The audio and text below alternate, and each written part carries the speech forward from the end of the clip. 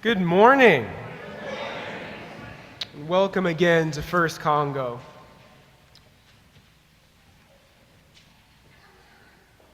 Friends, this Sunday, as we continue on in this season's message series, exploring the relationship between having less and doing more, I want to invite you to think about call, capacity, and one person's complete transformation.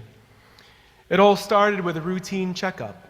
Candy Weens thought that she'd get into the doctor's office, have her vitals taken, get her clean bill of health, and then go on about the rest of her day.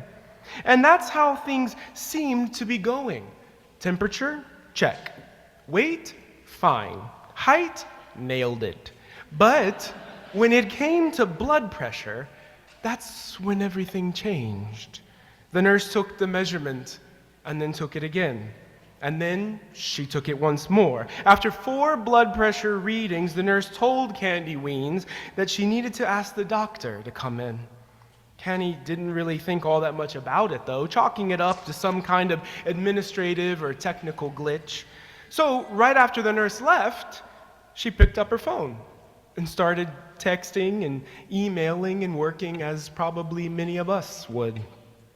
When the doctor came in, though, she took Candy's blood pressure too, and that's when it became clear. Candy was actively having what's known as a hypertensive emergency. A normal blood pressure is somewhere around 120/80. Blood pressure is considered high at around 130. If your blood pressure gets up to 180, you need to get to the hospital immediately. Candy Weens' blood pressure was at 200/110. What happened? Well, typically, when a blood pressure gets to that level, it's due to some kind of underlying physical issue. In Candy's case, though, as is the case for a growing number of people, her blood pressure was one clear and undeniable symptom of an internationally recognized syndrome called burnout.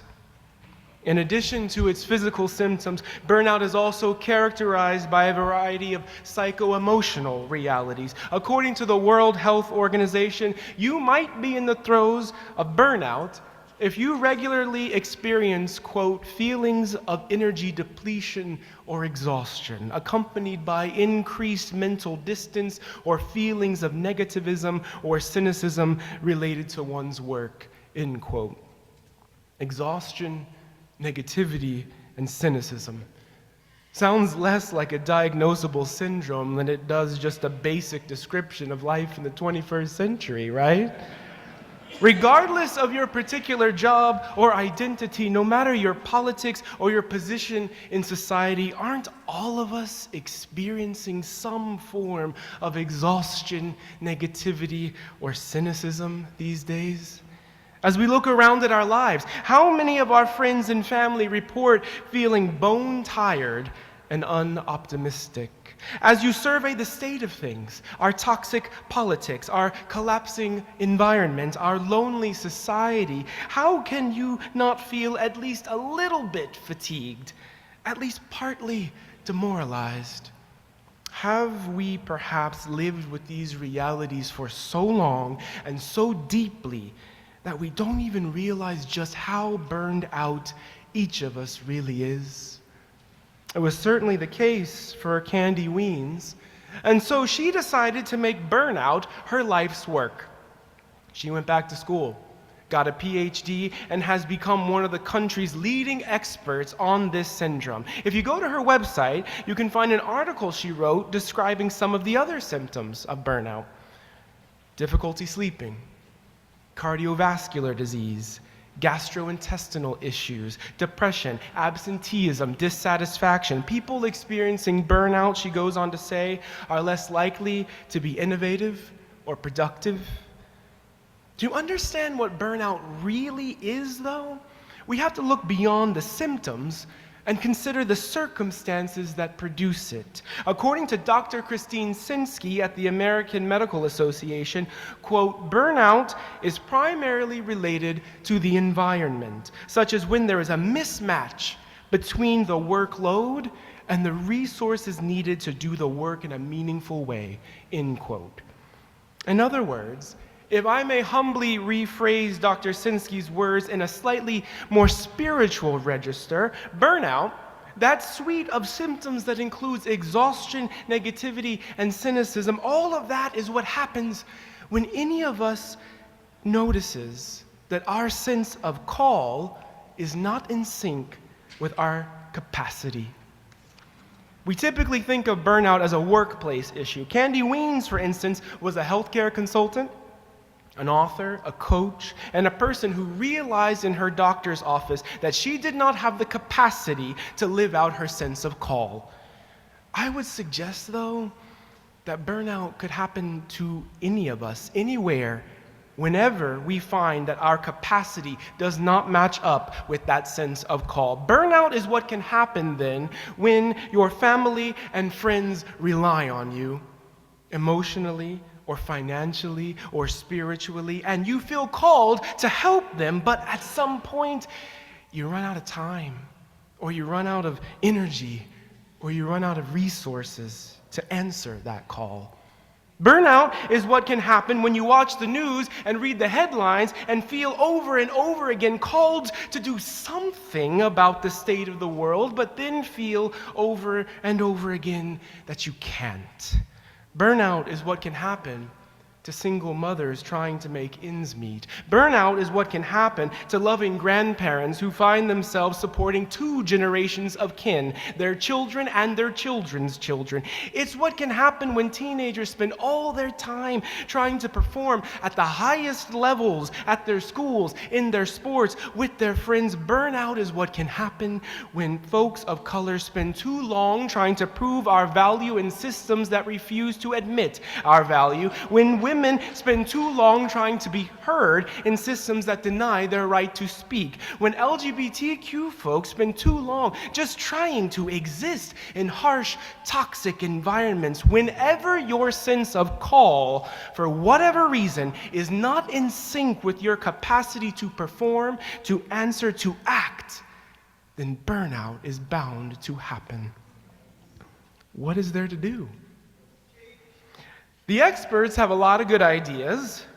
Breathe, take breaks, be honest about how you feel, and if necessary, be bold enough to make a change. This is what I think today's scripture reading is inviting us to do, actually. This passage from Matthew you'll find in your bulletins is part of a whole list of teachings that Jesus shares with his listeners.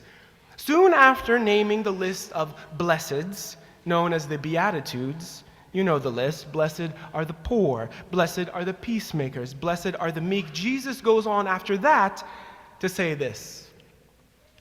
You have heard that it was said to those of ancient times, you shall not swear falsely, but carry out the vows you have made to the Lord. But I say to you, Jesus goes on, do not swear at all, either by heaven, for it is the throne of God, or by the earth, for it is God's footstool, or by Jerusalem, for it is the city of the great one. And do not swear by your head, for you cannot make one hair white or black. Let your word be yes, yes, or no, no. Anything more than this comes from the evil one. You know, people have taken this to mean all kinds of things.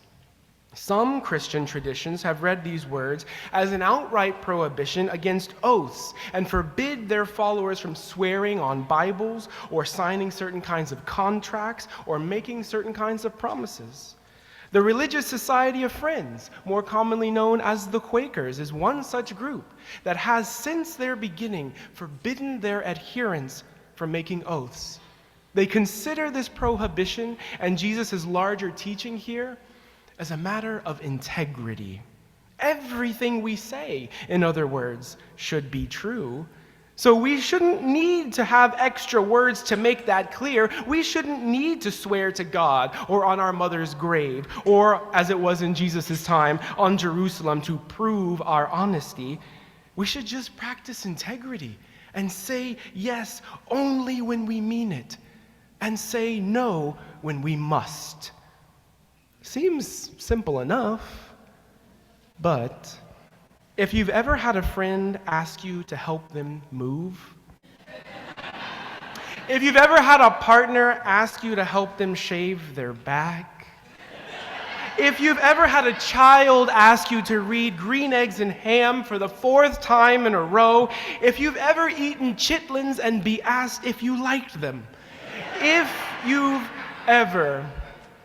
ever been scared and then asked to take a chance, if you've ever been wounded and then asked to try again, if you've ever been anxious, shamed, pressured, pushed, then you know that these 2 tiny words can be incredibly difficult to use at the right time, in the right way. And so, what I believe Jesus is calling us to do so that we can use these incredibly powerful words with real and deep integrity, I believe Jesus is calling us in this passage to discern. It's an ancient practice, part and parcel of every spiritual tradition. Discernment is about honestly naming what is what. The word discern itself comes to English from a Latin word that means to separate or to sift. To say yes and to say no and to deeply mean it. We must discern then where our yeses and where our nos are coming from. Is it guilt? Is it shame? Is it pressure? Is it a desire to be noticed? Is it a demand to be heard? Is it grief or fear or anxiety about change? Friends, in a world like ours, at a time when so many places need so much attention, when it feels like we're just bracing ourselves for the next big crisis, tragedy, or injustice, we are called to discern when and why we will say yes, and when and why we will say no. Because if we don't, then chances are we'll be too exhausted to answer the call when it comes. Chances are we'll be too negative to truly receive it. Chances are we'll be too cynical to really believe it. Exhaustion, negativity, and cynicism. These are the hallmarks of burnout, certainly. However, truth be told, these are also the tools of empire. The best way to control a society of so-called free people is to make sure that they are too tired to act, too pessimistic to care, and too cynical to think that anything they do matters. Friends, unjust systems and authoritarian regimes have always relied in one way or another on burnout to maintain the status quo. Just look at the work of Dr. Martin Luther King Jr. and the countless participants in the civil rights movement. They were everyday people doing extraordinary things. Dr. King himself got his start as a young Southern preacher in a small Baptist church. The people with whom he worked were, like him, ordinary. Parents and postal workers. They were teachers and tired, loving grandparents. They were high schoolers and college kids. They were busy folks who could have easily gotten burnt out. But before the marches, and before the actions, and before the sit-ins, before the nonviolent protests, these busy, ordinary people trained, and they practiced, and they discerned what they would say yes to and what they must say no to. They trained to sift out the cynicism that would have kept them at home. They trained to say yes to hope.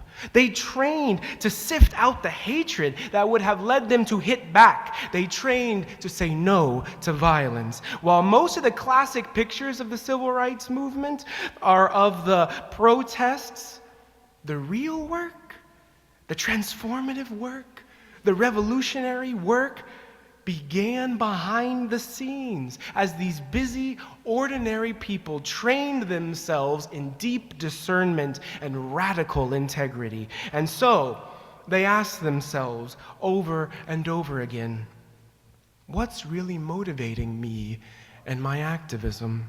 They asked themselves over and over again whether they had the capacity to answer their call. They asked themselves over and over again whether they could keep saying yes to what they needed to and to keep saying no to what they had to.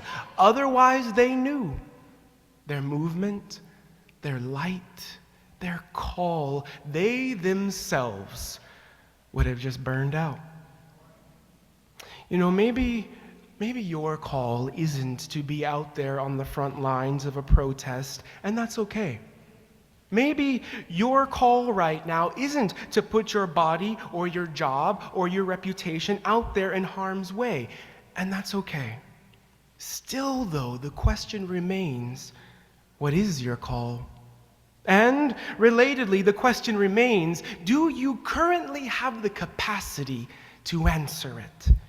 And then, more specifically, we must ask ourselves, is this thing, this task, this project, this building, this responsibility, is this thing, no matter how big or how small, taking up my capacity to live out my call? In the weeks and months ahead, friends, these are the questions each of us will be asked as we look at an incoming president whose behavior no one can predict, as we look at fires that continue to rage in California, as we look at the future of our church's footprint, as we look at the demands on our individual lives, we must take up Jesus' invitation to discern and to say yes only when we really mean it, and to say no, especially when we really need to. We must be honest about what is motivating us, be it anger or fear, be it anxiety or ego, and we must strive, constantly strive, to take up actions that are rooted in the hope of the holy unknown, because we are living in a demanding time. We are living in a vulnerable moment. And so, friends, we must be lean and agile and ready to ask for help when our capacity is low. We must be brave and wise and humble enough to recognize that we cannot burn out our light trying to stamp out the darkness. We must be willing to say no to what we no longer need. We must be willing to say no to what we no longer need, so that we can say yes to all the ways God is calling us to act. We must train First Congo. We, busy, ordinary us, we must train, because it is we who can and will make a difference, starting in this place, starting in our own lives, one faith-filled yes and one resolute no at a time. May it be so, and amen.